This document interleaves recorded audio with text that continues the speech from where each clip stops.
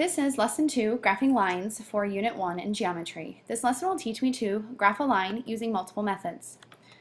Throughout your years in math, you have learned several methods to graphing a line. The first one is to make a table. This one is often forgotten. If you have an equation, you have an x and a y, you can pick values. Most of you are taught to pick -2 to 2. You can take the value, and I'm just going to make up an equation right here. You would put the x value in, type in your calculator, and the y would come out. Put an x value in, the y would come out, so on and so forth. And you would take those points and then plot them on your coordinate plane. Most of you have gotten past or even forgotten that this is an option because in about 7th grade you were taught this. Slope-intercept form is y equals mx plus b, where m is the slope of a line, which is the slant, and I'll discuss it down here, and b is the y-intercept. The y-intercept is always 0, comma, a number, because it's located on the y-axis, for instance, here. So it's not anywhere on the x-axis, think about x, comma, y, it's only on the y-axis. And the last one is called standard form. In Algebra 1, we refer to it as the cover-up method.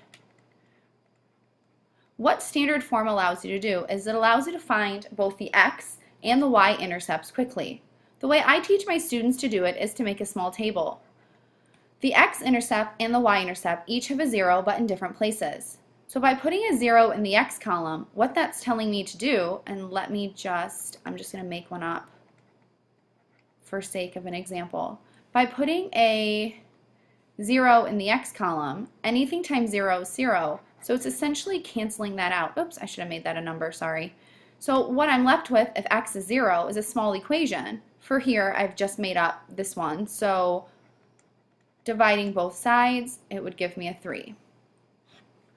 Now if I go back to that same equation, and let's say, let me rewrite that equation, and again, I had just totally made this up for point of an example. We go back to the same equation and now put a 0 in place of the y. Anything times 0 is 0, so it's almost like it's not even there. And you have an equation, 3x equals 12. Divide both sides by 3, x is 4. What you have here are two ordered pairs. This one is not living anywhere on the x but only on the y, so it's the y-intercept. This one is living on the x and not on the y, so it's the x-intercept. And what you do is you take both of these points and plot them. And between any 2 points, there's exactly one line, so you would have one line there. So let me make this, oopsies, a little bit more generic so that when we're using the cover-up method, my recommendation is to start with a small table. When you plug in the x for a 0, you're going to get a number for the y, and like I said, that is the y-intercept. You're going to do it again in the same equation. This time plugging in a 0 in place of the y, you'll get a number in place of the x. This is the x-intercept. You'll plot those 2 points and connect them. Equations of horizontal and vertical lines. Well, if you think about a horizontal line, horizontal is going through the y-axis, so horizontal is going to be y equals a number. Vertical, sketch this out for you, are going through the x-axis, so these are going to be x equaling a number. Slope, slope is always the slant of a line. You've been taught that it's rise over run, and I'm spelling rise incorrectly because when we go to find this, it's the y values on top, those ones going vertically, and the run values on bottom, those ones going horizontally. So when you want to find the slope given a graph, you need to pick 2 nice points. Oops. Pick 2, and I'm going to call them pretty points. And from there, you're going to count your rise over the run. All right, so there's a quick crash course in graphing a line. So now let's go ahead and take some time and find some slope. So it says use the graph at the right. I guess your graph is below here. It's on the right on your paper. and find the slope between the given points. So we're going to start out with rise over run, remembering that rise,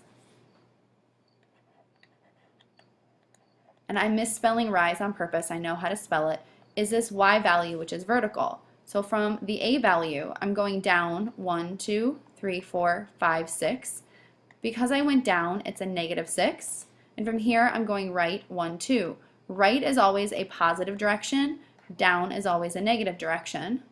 So it's -2/6. So when we reduce that, that's -3. Trying it for the next one. From B to C, I'm going up 1, 2, 3, 4. Rising 4. And I'm not running anything. If you type this in your calculator, it's going to tell you domain error because this is undefined. Vertical lines will always be undefined, meaning that they don't have a slope that's defined because we cannot divide by 0. Trying another one. From C to D, rising 1, 2, 3, 4 over 1, 2, 3, 4. I'm rising 4 and running 4 in the positive in a right direction. 4 over 4 is 1. So look at this. Up 1 over 1 on the line. Up 1 over 1 on the line. Up 1 over 1, up 1 over 1.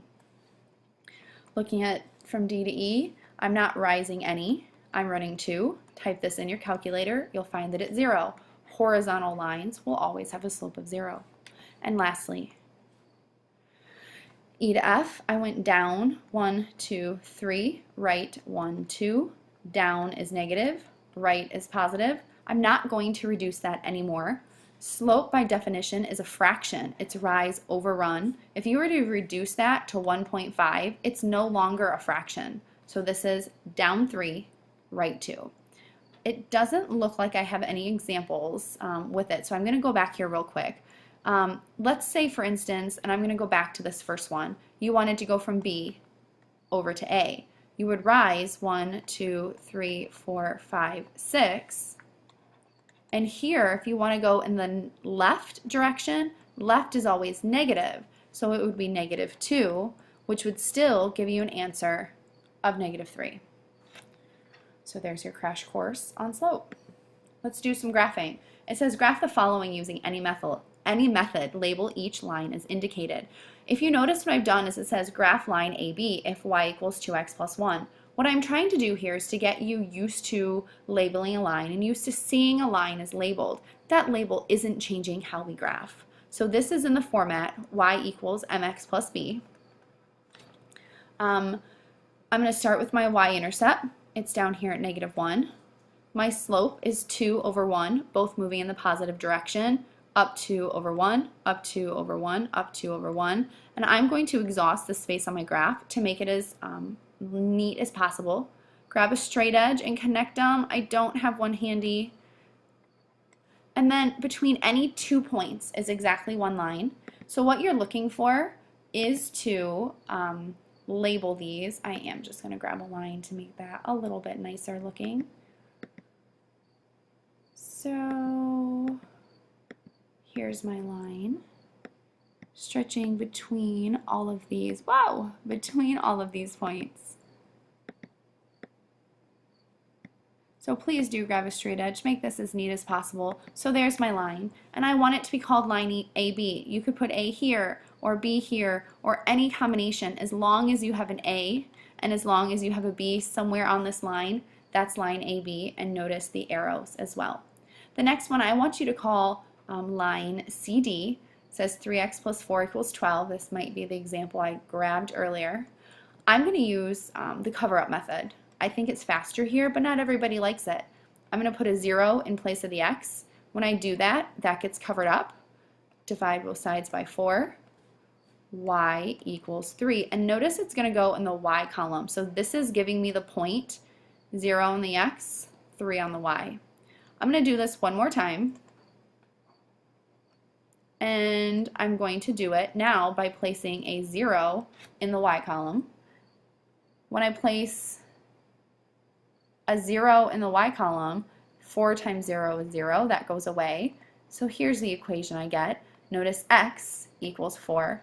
It's going in the x column, and it's giving me another ordered pair. And from here, oh, that looks better than I did on the other one. There's my line, and I'm going to call it C. D. Several of you will not like standard form, so I want to show you real quick how to do it the other way. If we want to get it into y equals mx plus b, we need the y to be here all alone. This positive 3x needs to be subtracted. A 12 and a negative 3x are not like terms, so I'm going to write negative 3x and a positive 12. From here, the 4 and the y will be separated using division. Y is going to be equal to negative 3/4 x plus 3. Notice my graph starts at 3 and goes down 3, right 4, 1, 2, 3, 1, 2, 3, 4, both methods achieving the same result. Take a moment, pause the video, and see if you can graph the other two lines here. Alright, so here are the lines that I have graphed. Letter C says to graph line E. Notice I have it labeled line E. If y equals negative 1/2 x plus 3, so I started at 3 and then went down 1 over 2, down 1 over 2. The next one says to graph line F. This one's a little bit trickier. So what I did was I wanted to get the y by itself. I subtracted 4 from each side, so there it is. Then I needed to get that negative 9, so I divided by all 3, canceled that out. A negative and negative made a positive, 4/9, doesn't reduce any lower. A negative and negative is a positive, 2, so I started at 2, and I realized that I was going to exhaust my space, so I went back to this other method. So let me walk you through it quickly. What the other method does, this cover-up method, because this equation is in standard form, is it says that if there is a 0 in place of the x, anything times 0 is 0. Notice the equation, negative 9y equals negative 18. Divide both sides by negative 9, and y equals 2. Notice it's here, so there's my point. Going back and doing it again, this time putting a 0 in place of the y column, anything times 0 is 0, and I have 4x equals negative 18, so x is equal to negative 18 over negative 4. Nope, that's not a negative 4. Silly me. That's just a positive 4 divided by 4. Whoops. So that gives me 9 over 2, which is the same as 4.5. So it should be negative 18, negative 4.5 right there. Connected it, and I labeled it line F. All right, there's a couple more. Pause the video and see what you can do. All right, in the last several graphs, to wrap it up, graph letter E is asking to graph line XY, and this one's in kind of a mutant form. I needed to get y by itself, or to get in standard form, move this 3x over, but most of you like standard or slope-intercept, so I divided everything by 4. Here's my equation. Started at 2, went down 3 over 4, labeled a point x and a point y. Graph ST is y equals 3. It's going through the y-axis at 3, and you can put any point on a line. It's labeled S and T. And this last one is line C. Whoa, I should have extended it further. It's going through the x-axis at negative 2, so this is a vertical line. This one over here should be a horizontal line. And letter G is labeled line C. So I hope that helps. It's a quick crash course in graphing lines. Thanks so much. Please let me know if you have any questions.